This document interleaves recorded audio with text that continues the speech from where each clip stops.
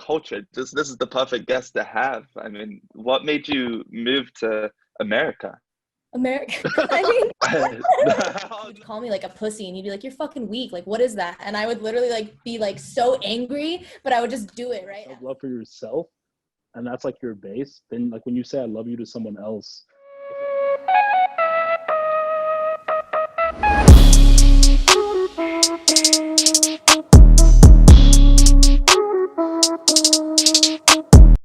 the 5-foot badass bubbly girl.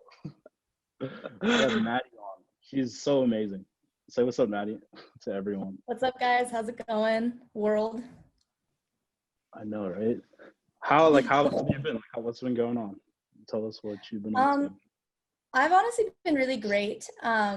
So you kind of talked about, we went to Choice. I was in your class, so coming off of that high, it's been really great. I've been climbing a lot pretty much every day since I got back, which my hands are torn up because I have been not climbing for like 2 weeks.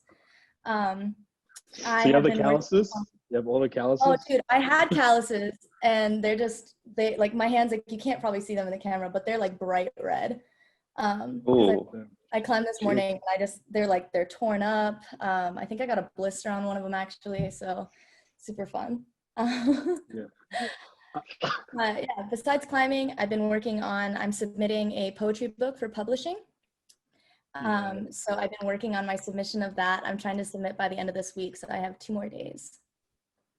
And I remember you were telling me about like the feeling of your like everything being out there. Are you still in your head about that a little bit, or is it getting better? So there are still parts of it that, are, scary to think about, everybody just like knowing all your shit. But I'm excited for aspects of it, and I'm nervous about certain parts of it. I actually got on the phone with my mom the other night, and I told her about some stuff that she didn't know about that had happened in my life, which was kind of helpful because like that was one of the biggest like hurdles for me, was like, okay, my mom's gonna know about these like traumatic experiences that I'd had that she had no idea had happened because I kept them a secret from her. So getting on that phone call was helpful. Did the course inspire you to open up to your mom, or what was it that made you realize that? The course definitely like inspired me to open up in all aspects of my life and just, be more of an open book with people in my life. When I went through Choice, something that I realized was that I don't really let people who are close to me know who I am.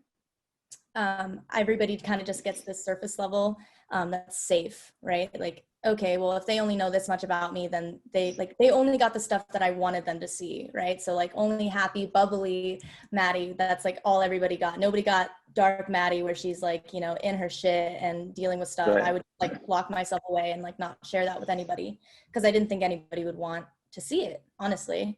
But yeah, I think my relationship with my mom is going to get like 10 times better than it already was. And I had a pretty good relationship with my mother. But it was kind of like a come to Jesus for me, realizing that if I'm going to actually submit my my poetry book for publishing, I'm gonna have to, she's gonna find out all the things regardless. So it's probably better to hear them from me. So I just was like, all right, I'm actually gonna do this. It's not just sitting on my, laptop waiting to happen. Like I'm gonna actually do it. So I was like, you know what, let's just talk to my mom. And if anything, that's going to improve the relationship even more. You'll become more close. She'll understand you even more than she already did. And she's your mother. So, you're always going to have her anyway. Owie was telling me about the poetry. I thought, what inspired you to do that as well? Like, what do you write about? So I write about a variety of different things. I'm definitely just kind of like a life poet. Like whatever comes at me in a moment is what I end up writing about. I started writing seriously when I was around 13. Which is around the exact age where my life kind of just started on this like downwards incline, and the roller coaster started, right? Like I feel like a lot of people can kind of coast for a while and then the roller coaster starts happening, and that's when the roller coaster started happening. And so sorry guys. I started writing. I started reading a lot of poetry, which was like really helping me cope with things in general, just reading it, because there was a lot of people who had shared experiences, and those shared experiences made me feel like I wasn't alone, which like that's something that I struggled with a lot growing up, was just feeling like I was Like the only person in the world. What's up? So would you say like poetry like saved you, like in that? Oh, 100% poetry saved me. So poetry saved my life. So growing up, I was super suicidal, I started self-harming when I was 12 years old. And I did that up until I was like 19. I'm 22 now. And when I started self-harming, it was like not really a big deal. But then my friend killed herself when we were 14. And after that, like it became like a very serious, like it was like my only way of coping. And then I really started digging deeper into poetry, and like just like that was all I did, is I read poetry, I wrote it, and that like every time I thought, go ahead. Did you go to school like for poetry, or? No, I didn't really go to school for poetry. I was in an arts program in high school, and I was doing acting, like music, things like that. But poetry was just something that it was actually very private for me. Like I didn't start sharing my poems with anybody until I was like 17 or 18. So for the first like few years of me doing it, it was just this very like private, personal thing that I did. Like it was just for me. I really commend that just like to come out and say that, like to me that means a lot too, just because I'd like write raps as well, just about my emotions and everything. And yeah, it's so therapeutic. Like I'm sure you feel the same way with the poems. It like almost brings out this level to your emotion, and you recognize it. And I wouldn't share it with anyone either.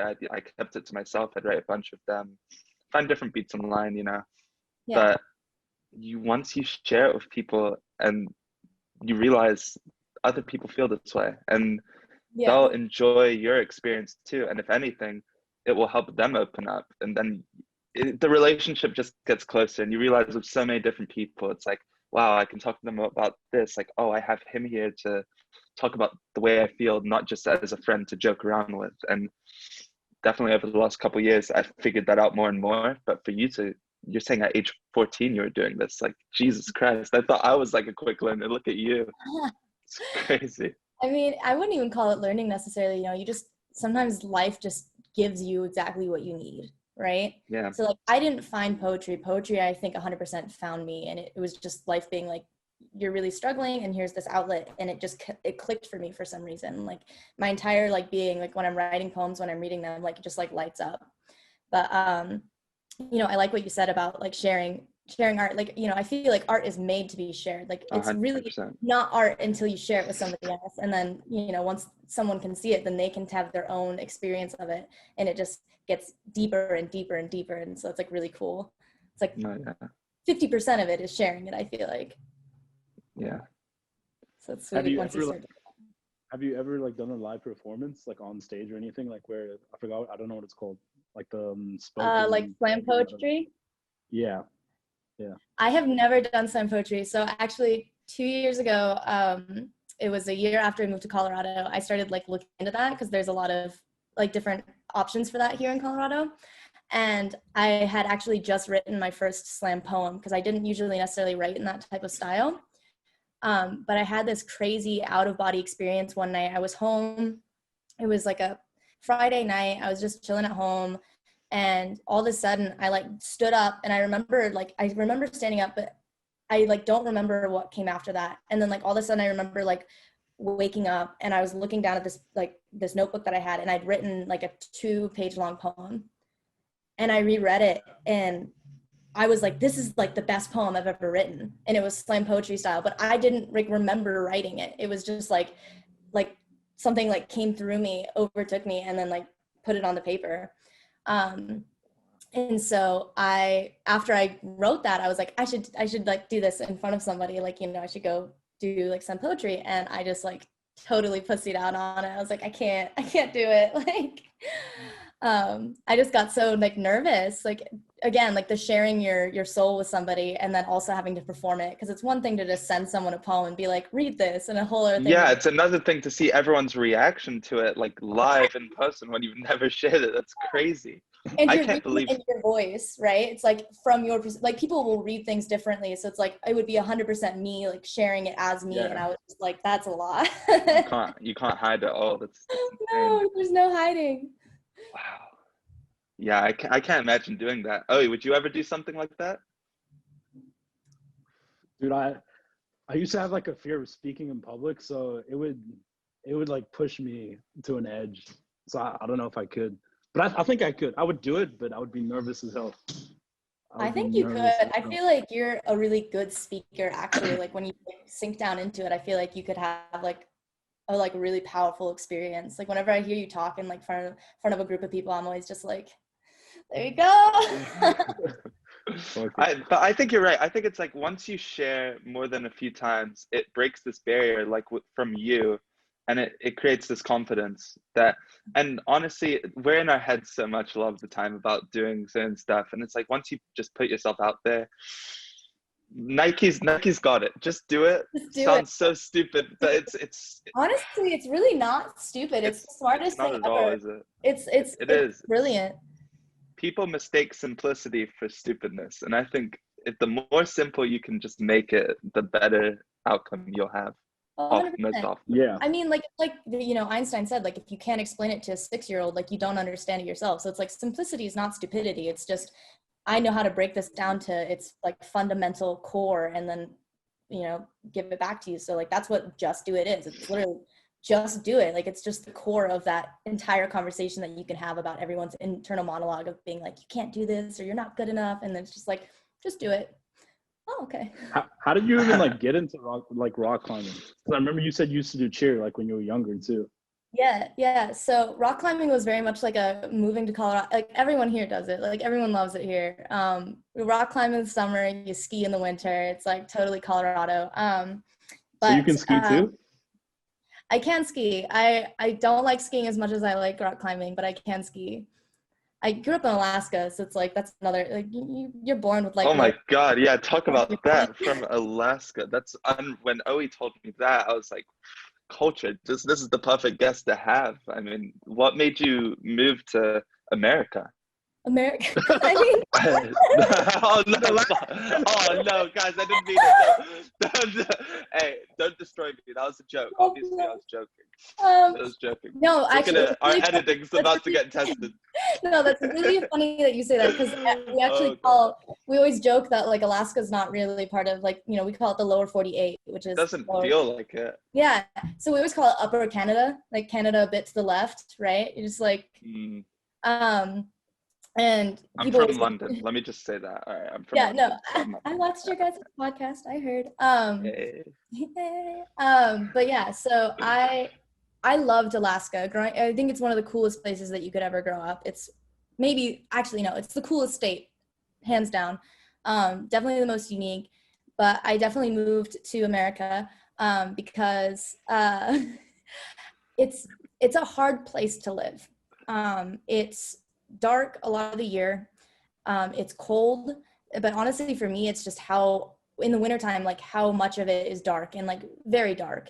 And I started to, when I was 18 leading into like 19, I was just super depressed. And obviously, like, as you guys have kind of probably figured out, like I wasn't like in a super great mental state most of my teenage years anyways, but it came to a boil, like when I was 19, I started waking up every morning and my first waking breath would be an immediate panic attack. Wow. And like, I like, it was like the most inexplicable, weird thing. But every single morning I would wake up and like my first waking breath, I would like come into consciousness and I would immediately start having a panic attack. And I remember like the third time in a row it happened, I like walked upstairs and I like told my mom, I was like, I need to get out of Alaska. I have to move. And I moved within the course of like 4 months. Like I decided I was going to move and then I just moved. Wow. Would you say moving helped you forget about your past and almost was a new chapter of your life? Is that what you needed? It was definitely cathartic. I wouldn't say it helped me forget about my past, but it definitely kind of jump-started actually caring about my future. Okay. So I started seeing a therapist once I moved out to Colorado, which my entire like teenage years, like I was vehemently against. I actually was forced to see a therapist on 2 separate occasions because I'd been like hospitalized, and like every single time I wouldn't talk to them. I would just like stare out the window at a leaf and just, they would be like, so like, tell us what you're feeling. And I would just like stone cold, like not talk to them. And then I moved out of Alaska and came to Colorado, and it's sunny 300 days a year. And like, meeting new people and just being, out of that, what I called a fence, like a cage of mountains, because you're just surrounded by mountains in Alaska, and it felt like a cage a lot of the time to me. Definitely inspired me to actually like kind of give a shit about myself. Like I was like, okay, well, I'm out on my own for the first time. I should actually do something with my life and do something to be happy. And how old were you when you were like had this experience by yourself? Because I remember like moving to America, but I had my aunt and uncle, so I can't even imagine like doing that by yourself completely. Yeah, so I moved when I was 19. I was about to turn 20. I moved in October of 2017. And I turned 20 in December. So the only person that I knew in Colorado was actually my boyfriend at the time. But even that honestly wasn't, he was the best person to know, but he was also living his own life, right? He just moved to the city as well. And he was like, I can't see you every single day. And like, I can't, be helping you all the time. So there was a lot of it that was just being very like isolated. Like I didn't have any friends. I remember the first year moving here was just so isolating. Like I was like, I didn't know anybody. And I was just I felt like on my own, even though I did know one other person. Like he was living his life and I needed to live mine. I remember the first time that I actually made friends was he'd made friends already, and he went to Telluride to go skiing for a weekend, and like I wasn't invited. And so that weekend I literally was like, you know what, fuck it, I'm sick of this shit. Like I don't have any friends. I'm just sitting on my house like lonely. The job I was in at that time, I literally was off Friday to Sunday, which is like the best schedule ever, but I wasn't utilizing it because I didn't know anybody. So I like went by myself down to the clubs, like the 18+ clubs downtown, and just like walked into one and was like, I'm gonna fucking meet some people. And I did. And like that was like the first group of friends that I made in Denver, was just for me like walking into a club and just being like, I'm gonna meet people. Damn. You sound like Owie right now. That's why we get along.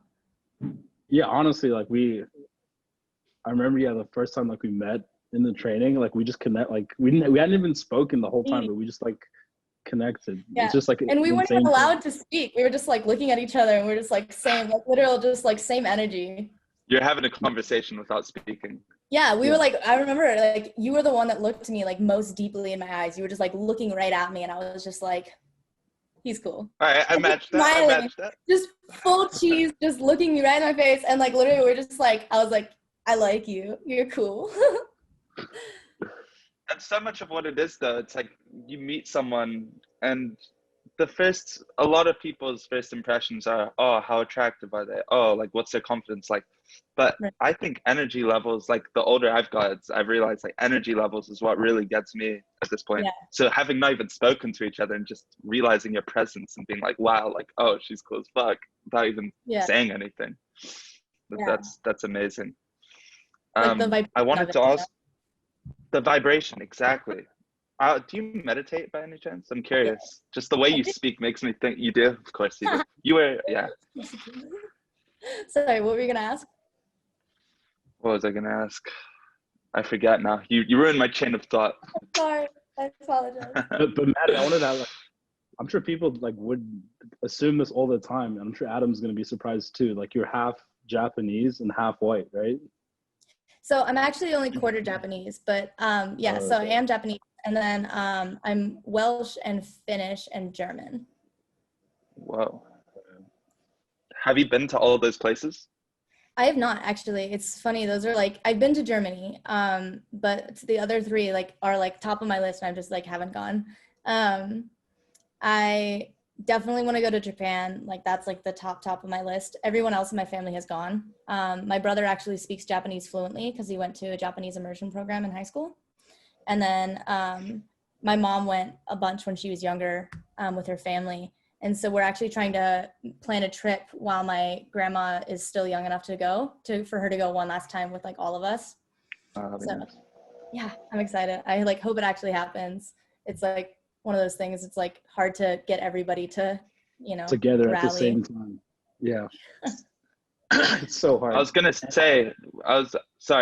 just gonna say, like walking into that club for the first time where you're like, fuck it, I'm gonna meet people. Would you say that's kind of impacted the way you do stuff today? Was that a turning point for you? It was actually. So when I was younger, I was bullied. I didn't have any friends. I just like grew up thinking nobody liked me and that nobody would ever really like me. And I like made that decision to just go out, and I met people and they were just like, you're so fucking cool. Like, you're like, you know, and like it completely changed kind of like I started getting a new perspective on who I was. And I kept going out like that with that, you know, those friends that I met, and every single new person that I met as like an adult, young adult, was like, you're really cool. Like, you're amazing to be around. Your energy's awesome. You're so happy. You're so positive. And like my whole life, I thought, you know, people wouldn't like me. So then I was like, I kind of actually sunk into who I was, you know, inside, but had like kind of denied myself because I thought that people wouldn't like me. And all of a sudden it was like on the surface and people were enjoying it. And I was like, this is amazing. Yeah. It's so funny because I feel like so many different people have different ways of kickstarting that confidence. And for you to just, normally it will happen if someone feeds you a compliment and maybe that will boost you. And then the next day you'll go and say something. But for you, you really just, you took it upon yourself to just go into that club. I don't know, like, did you just tell yourself you were going to do it? Was it spontaneous? Like, it amazes me. Yeah, I mean, sometimes, you know, you just gotta. You just go for it, yeah. But I know you've been clubbing like everywhere, like in the world. You went to my home country, South Africa. Fuck yeah, Cape Town. And you said you were like in love with Cape Town completely. Yeah, I fell in love with like honestly, like everywhere I went in Africa, I was like, this is the most beautiful place I've ever been. I went when I was 18 with my mom. It was her 18th birthday present to me because my mom kind of believes in experiences over things. And it was the most phenomenal experience that I've ever had. It was the you know, it's just so beautiful there, and the people are, you know, amazing. Everyone's so happy. And it just like, for some reason I felt at home when I was there. Like my entire like being was just like, this is it. It's like the motherland, right? And I'm just like, I love it here. It is. I'm like obsessed with it. I remember you saying like you love the accents and just everything. And then like the reason for people living and being happy is so different to like North America, where people are like living for superficial things and like superficial reasons. And people are just, as you say, like there's a whole like shanty, like shack towns that go for miles. And then like the next row is beautiful as hell. And like the infrastructure is insane. But just to like see how like people live from nothing and they're still happy, like happier than people in mansions. It's insane. Yeah, that like really like affected me. Like I remember me and my mom were driving, and it was miles of just shanty. We're on this road, and there's just like these little, you know, shacks, and you know, we kind of started crying because we're just like, this is crazy. And we just talked to someone who had like told us that they like lived right in like in this area, and that's why we came to see it. And he was the happiest man I've ever met in my entire life. Like he was just like, why would I not be thankful for all the blessings that I have? He's like, I have 2 beautiful children. I have a wife who loves me. The earth, like the sun comes up and shines every single day. And like, I was just like blown away, right? It's like here people start complaining if they don't have like the #1 like sports car. And it's just like the things that people hold on to and value as more important than just, you know, having people who love you or waking up every morning and being alive. Just that simple. Like he was literally just like, I'm on this planet right now. And I was just like, yeah. Yeah, you are. You are.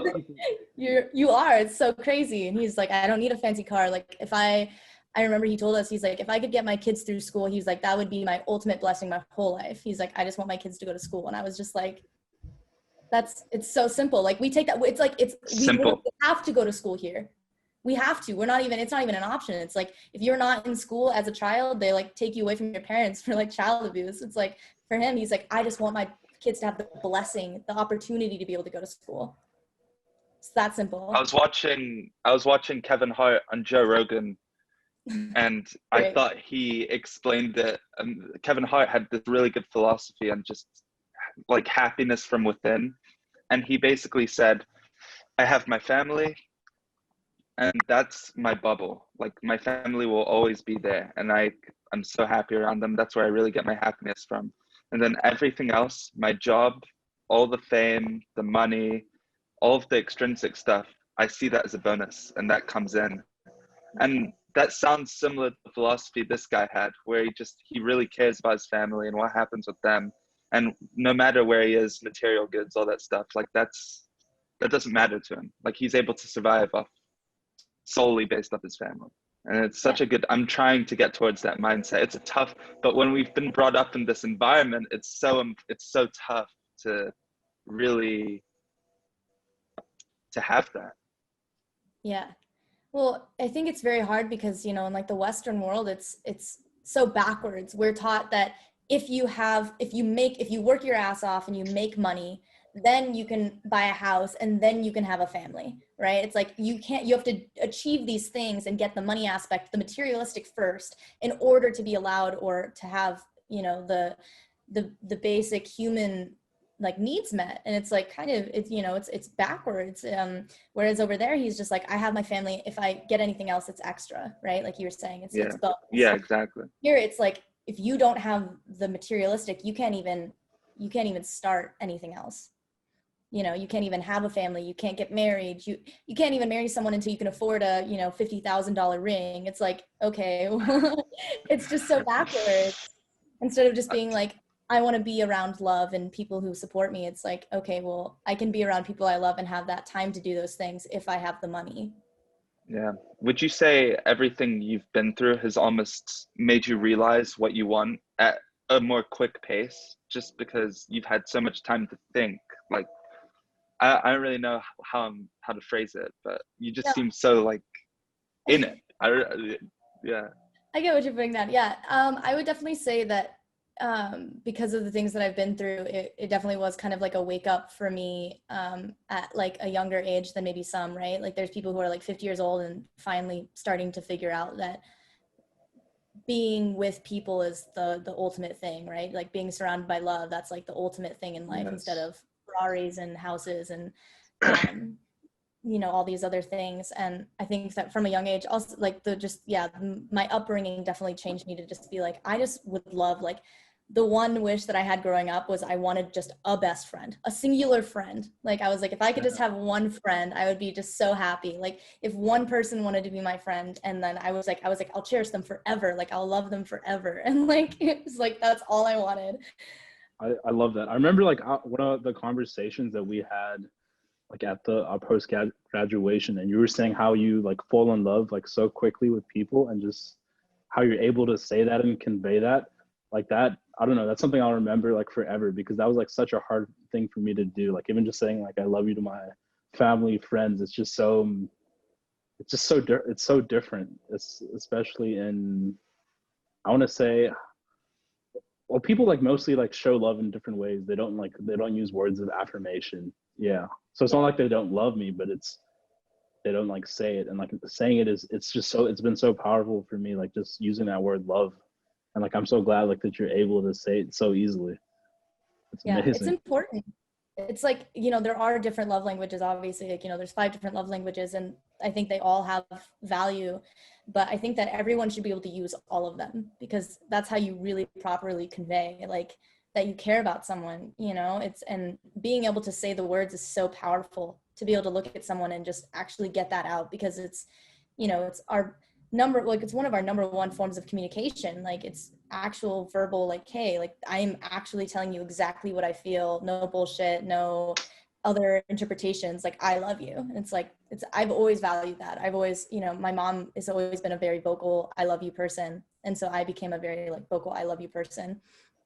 And I've met a lot of people who don't know how, or don't feel comfortable, or just they're like, well, you know, if you say it too much, it takes the value away from it. And I've never thought that. I'm always just like, if I used to think that. Yeah. Yeah. It's like, it's a very different perspective. For me, it's like, if I love you, I fucking love you. And you're going to hear it every time I feel. Like if it bubbles up inside me, I'm gonna be like, I fucking love you. I love you. I love you. And it's like, it feels good. I feel like it feels better than just being like, I'm just going to keep it all right here and just, you know, like squirrel it away.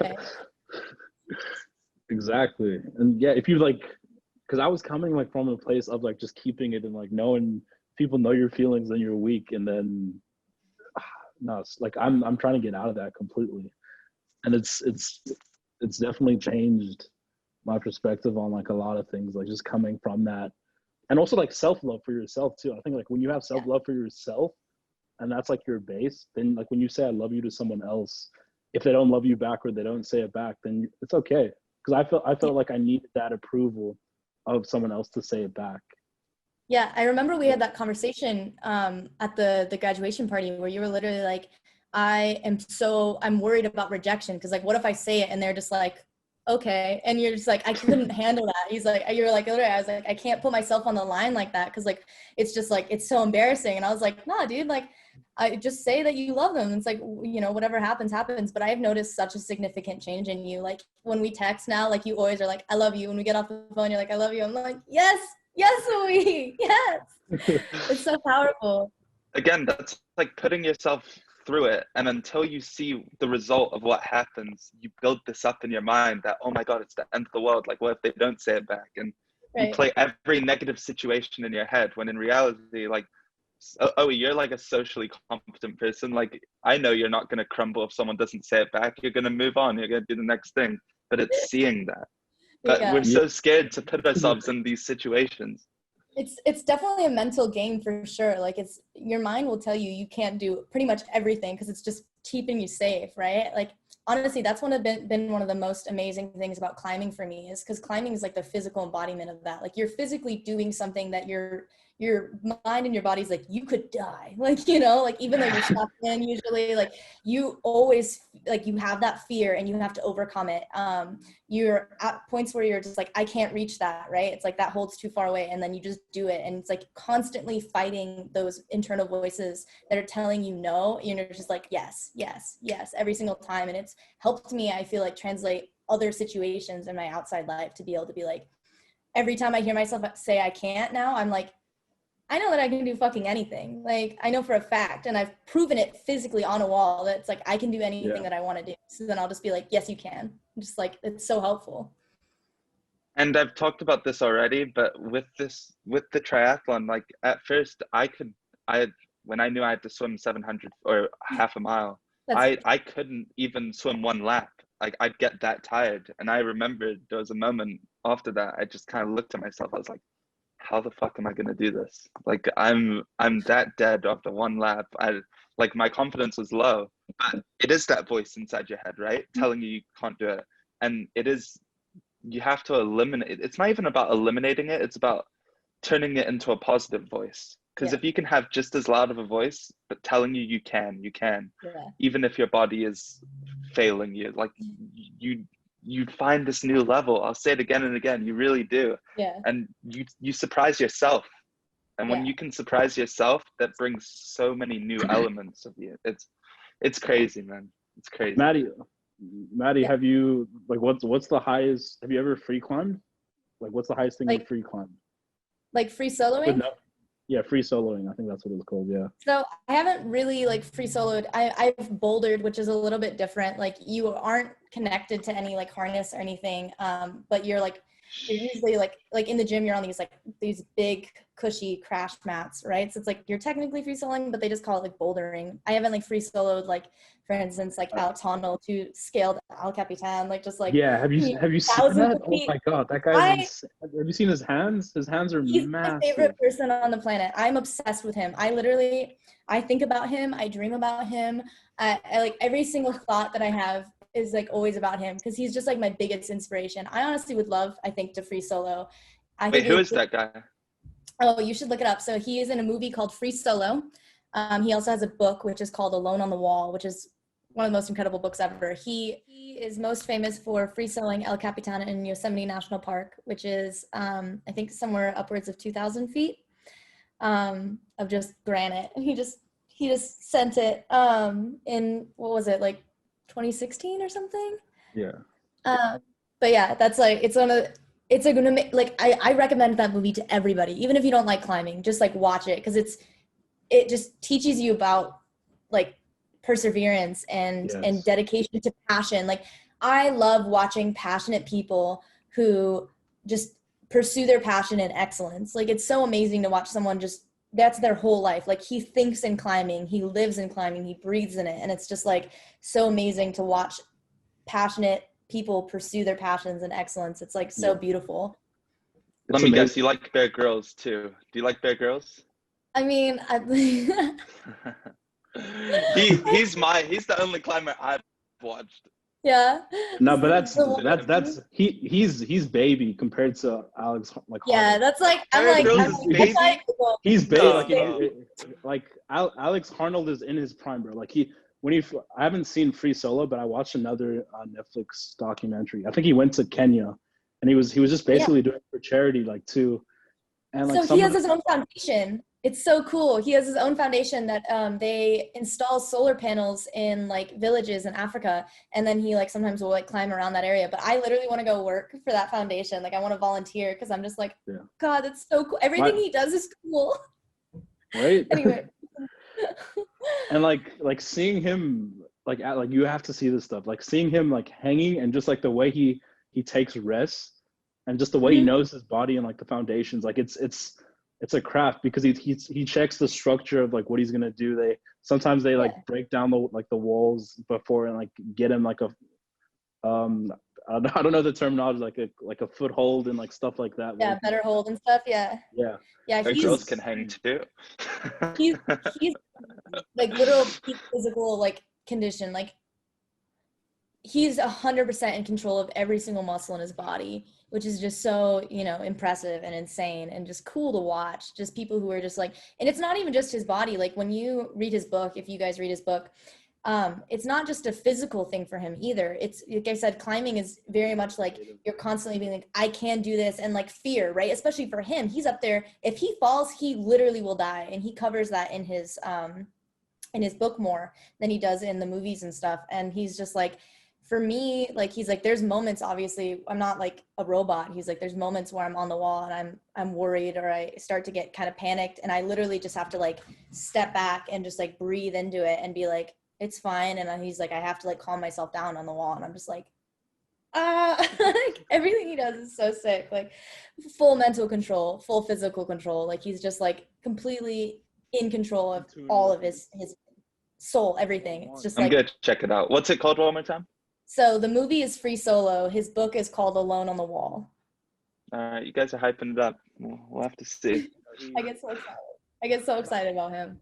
I've done like, I'm not really scared of heights. Like when I was younger, there's this game Assassin's Creed that I was like obsessed with, and I wanted to like do parkour and just that kind of thing. And like that's what I used to do, like climb trees and just like walking around like that. And I can't even imagine like doing what he does because I've fallen so many times. You said you've actually broken your arm. Yeah, I don't know if you guys can see that, but is that a scar? Yeah, I have one of these. Oh, jeez. Super big compound fracture. My bone came out of my arm right here. I had like a second elbow for a while, and it was like flipped this way and then came out. My hand was like over here.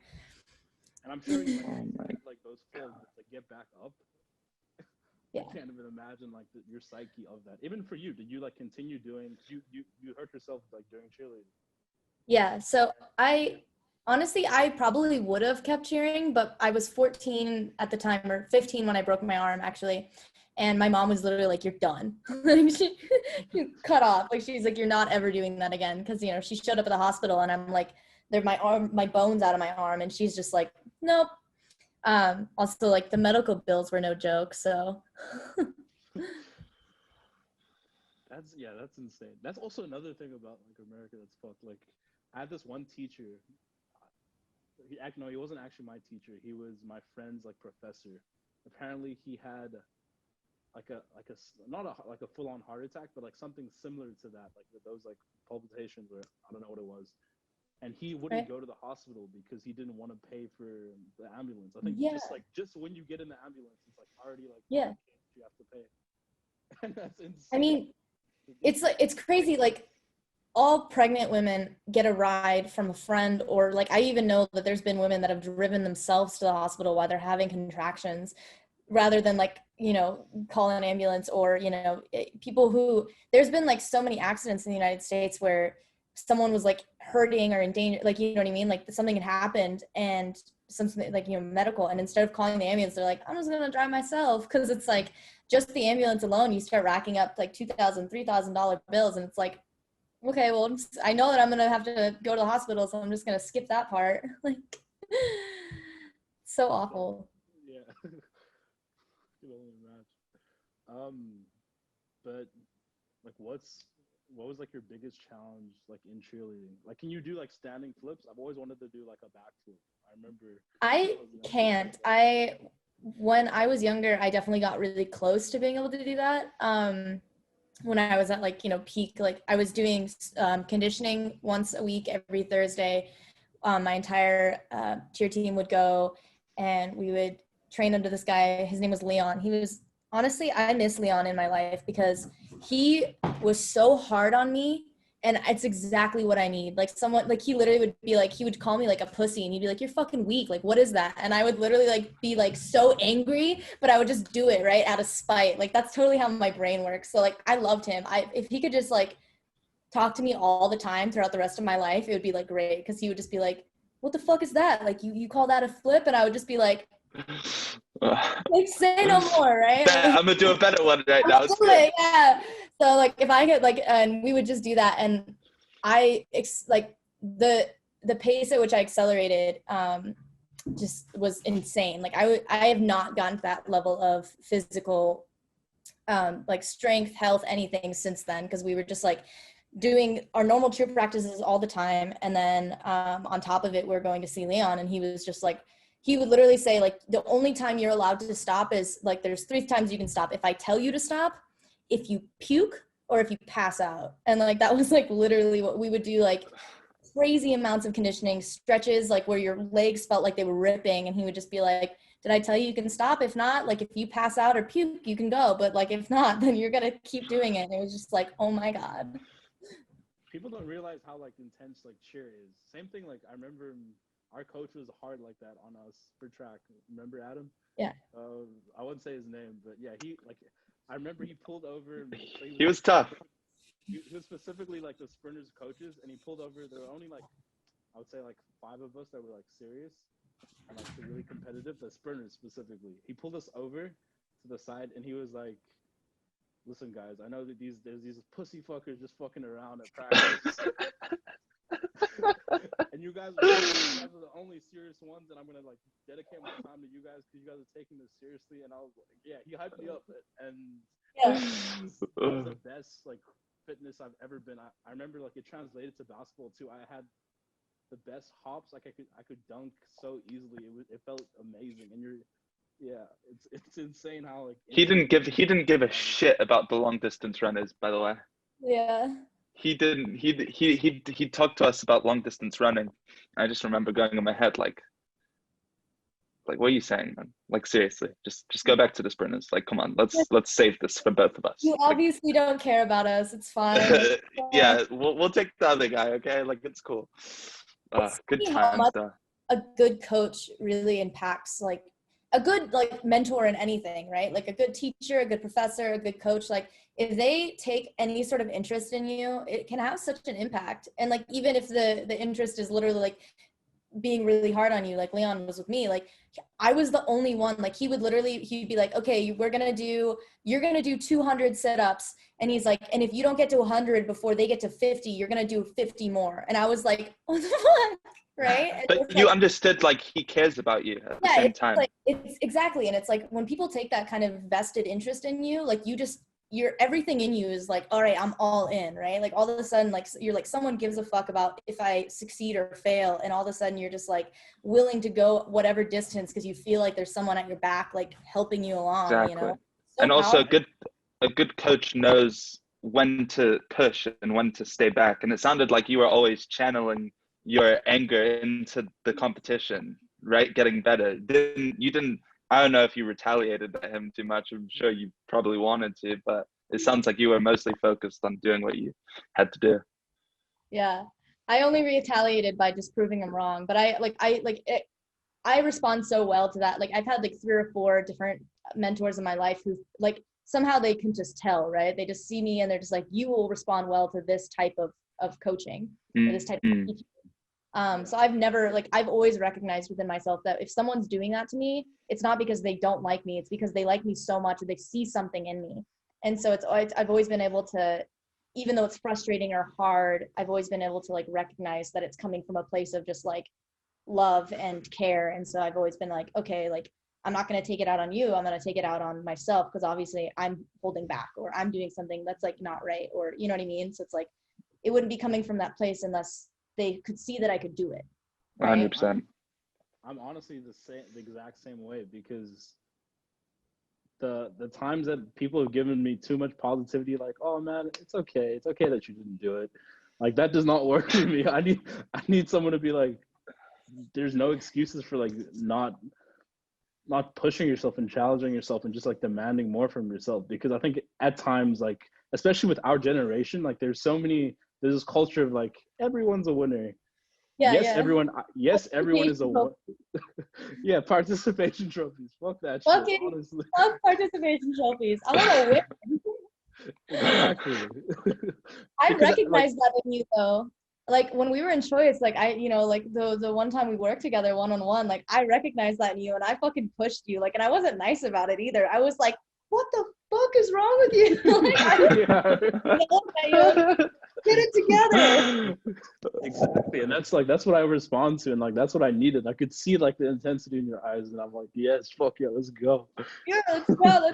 Literally, it's just like, yeah, I recognize that in you immediately. So I feel like I treated you that way, like all through Choice. Like when we would like talk, like we were never like super nice to each other. We're like a moment of like, you know, like doubt or anything would be like, what the fuck is that? Like, get it together. Oh, yeah. No soft love, only hard love. Tough love only. Exactly. Because like that's honestly like what pierces at least my surface. Like if I'm hearing positive, because like I think it's good to get like hear affirmations about good stuff you hear about yourself. Like if you're an attractive person and someone tells you that you're constantly attractive, like a hot girl, like a model, if you call her hot, like that's not going to really impact her. But if you're like questioning like her character or like something deeper than that, it's really going to pierce like her feelings and you're going to get to her. So it's going to get deep. Yeah, I 100% agree with that. Because like, you know, growing up and stuff, it's like I honestly, like nowadays, like when people compliment me like on anything physical, I'm just like, okay, like whatever, like it doesn't even like goes right over me. Like it's like I almost like a knee-jerk response. Like I'll be out in public and a guy will like come up to me and be like, I just want to let you know you're so beautiful, and be like, thank you. Like it's like immediate knee-jerk. But if someone comes up to me and they're like, I just wanted to let you know like your energy would just like impacted me, and I'm like, what did you just say? Whoa. Like let's hang out. Like, you know, it's like it hits way deeper. Or like, you know, even just like things like that. It's just like it hits even in the like, you know, the negative aspect of it. If someone comes up to me and they're like, hey, like I just want to let you know that like I'm getting this like type of vibe from you. Like I've been vibe checked before by my friends where they're just like, you walk into a room sometimes and you're so like dark, it just sucks all the air out of a room. And I was like, shit, that's major feedback, right? And it just like totally made me check myself. Whereas if they just come up to me and been like, you're pretty, I would have been like, nah. Yeah, exactly. Exactly. Same thing with me. Like those surface level compliments, and because I like there's certain things I know about myself, there's certain things you know about yourself, and like just hearing it on repeat, it gets draining. Like not draining, as you said, the knee-jerk like response, and then it's like then it just forces you to stick on this like surface like level plane. Like the same thing when people are like, how are you doing? Good.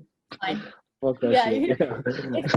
It's not draining, it's just repetitive, right? There's nothing different about that, right? It's like they're not really trying to establish any sort of real connection with you, like, and that's, you know, it immediately. Like anybody who's just coming up to you and just being like, you're beautiful, like maybe they're not sure what else to say, and that's just their way of trying to communicate with you. But I would say most of the time when guys and even girls come up to me and they're just like, you're so pretty or whatever, like my immediate thought is just that like they only care about like my physical body, right? So it's just like my immediate response is just going to be, okay, like cool, whatever, thank you. It's not two souls connecting, it's just like someone seeking something from me. Whereas like the compliments and feedback that I've gotten from people, that have always like really resonated with me has always been someone who comes up and they're just like, I just wanted to let you know that this is like really like showing up for me about you. And like, that's amazing. And like a lot of the time, those people, you can tell they don't want anything from you because they'll say their piece and they'll leave. Like, they're not like waiting around to be like, what are you going to give me? Right? Like, what are you going to give me? They're just like, they'll be like, okay, that's all I wanted to say. I hope you have a great day. Giving. And they're just giving. They're just giving. And it's so powerful. It's like, I actually want to be friends with those people. I'm like, wait, come back. I love that. I'm so happy you guys met, because speaking to you today has been, it's incredible. And I honestly, it's how I love that you're so focused about you. I can tell that immediately from speaking to you. You don't care about the extrinsic. You don't care about your appearance. You care about what's inside, and we need more people like that, honestly. That's so funny you say that, because I feel like before I went to Choice, like I definitely was more concerned about what other people thought about me. And outside validation was the only form of love that like I was getting on the inside. Like I completely placed my value in other people's opinion of me. So all those times that people would come up to me and say I was beautiful would be the only time I would feel beautiful. Like that brief 5 seconds would be the only time I ever like had like any confidence. If people said that they liked me, that was the only time that I liked myself for however long that lasted.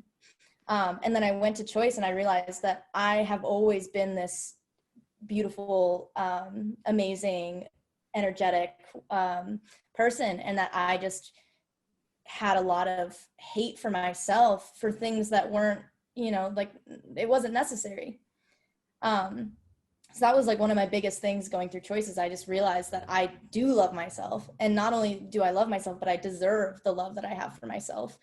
And it reflects better, right? Like I have talked to people, my friends in my life who know me, and like you said, you're all about you. Before they were like, you were so focused on us, right? Because I just didn't give a shit about myself, because I didn't love myself. So everything in my life was around other people. What can I do for them? How can I make them happy? Because I was just like, I don't matter. So at least I can make other people have good lives or a good day. And since going to Choice, people were like, I thought that it would show up if I was to give a fuck about myself, it would present as selfish, right? Like people would be like, oh, like you only care about yourself, whatever. But the feedback that I've gotten since leaving Choice has been that my love for them is more powerful, because it's like they can see that I care about myself, and I'm not just, laying myself down in the dirt for them to walk over, but I'm like standing next to them and still choosing to love them, still choosing to support them from this place of equality. And, they're like, that's like, it's better. They're like, I love seeing you love yourself and also love me. So it's been amazing. Thank you for coming on, honestly. Like you've impacted me today. I'm gonna take away a lot. I'm gonna watch this over and over again. I'm gonna take away messages. Thank you for having me. It's so nice to actually meet you. No, yeah, 100%. I'll rock climb at some point. Please do, and send me a video or something, a picture, like anything, and I'll just be so excited. Yes. Thank you, Maddie, for coming on. I appreciate it. And yeah, we're gonna definitely have you on probably in the future again. But yeah, just your message and just like what you stand for it's just amazing. And I know there's going to be so many people that can take so much away from this. And yeah, you impacted me today too. And I just appreciate it. Yeah. Oh, thank you, baby. Yeah, you guys can have me back on after my book gets published. Ooh. Hey, yeah. Oh, plug the book. I'll send you both signed copies. It'll be our deal. Help hold me accountable. I've said it for the whole world now. Now it has to happen. Exactly.